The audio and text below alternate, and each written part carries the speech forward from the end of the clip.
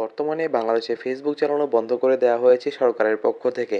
তবে অনেকেই ইউজ করতে পারছেন এবং অনেকেই ইউজ করতে পারছেন না। আর যদিও করা যাচ্ছে সেক্ষেত্রে কিন্তু আপনি পুরনো যে ভিডিওগুলো বা যে টুলসগুলো আপনি দেখেছেন ফেসবুকের মধ্যে সেগুলো কিন্তু বারে, বারে আপনার সামনে আসতেছে। তো এর মধ্যে থেকে কিন্তু অনেকে আপনার ফেসবুকটা ইউজ করতে পারছেন আবার অনেকেই পারছেন না।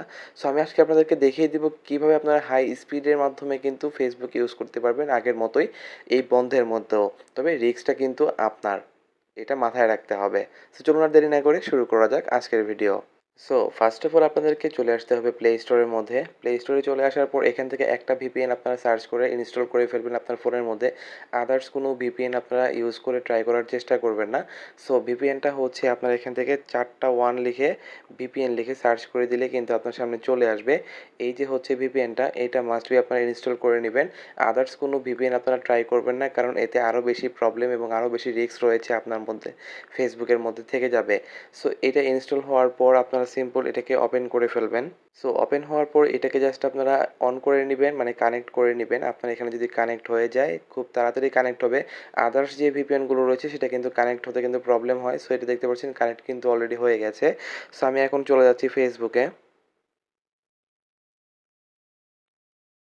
সো দেখতে পাচ্ছেন আমি ফেসবুকে চলে আসছি। এখন যদি আমি লোডিংয়ে দেই তাহলে কিন্তু আমার ফেসবুক খুব দ্রুত গতিতে চলবে এবং আমি ফুললি ফেসবুকের অ্যাক্সেস পেয়ে গেছি। আমি চাইলে কিন্তু ফেসবুকের A to Z আগের মতোই কিন্তু ইউজ করতে পারবো। যা ইচ্ছা তাই আমি ইউজ করতে পারবো। সো এই পদ্ধতিতে কিন্তু আপনি ইউজ করতে পারবেন। বাট এখানে একটা রিস্ক রয়ে গেছে। সেই রিস্কটা কী সেটা আমি আপনাদেরকে এখন ক্লিয়ার করে দিচ্ছি। আর রিস্কটা সম্পূর্ণ আপনাকে নিজেই নিতে হবে। আপনি দোষ দিতে পারবেন না কারোরই। সো এখন একটা জিনিস আমি বলি, আমরা যখন VPN কানেক্ট করি তখন কিন্তু বিভিন্ন দেশের সাথে কিন্তু কানেকশন হয় এবং আমাদের আইডি কিন্তু পরিবর্তন হয়ে যায়। আইডি বলতে আমাদের যে আইপি অ্যাড্রেসটা থাকে সেটা কিন্তু চেঞ্জ হয়।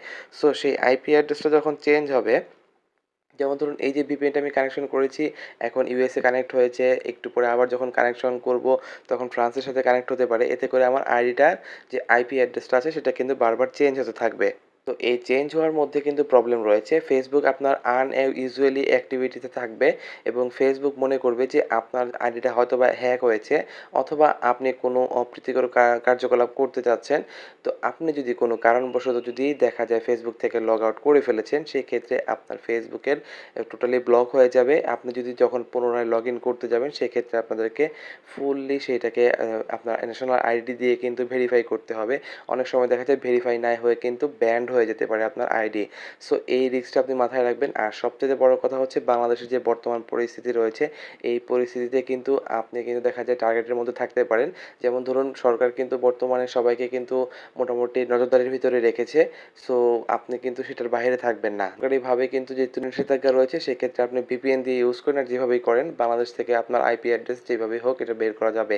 সো সেক্ষেত্রে একটু সাবধানতা অবলম্বন করবেন।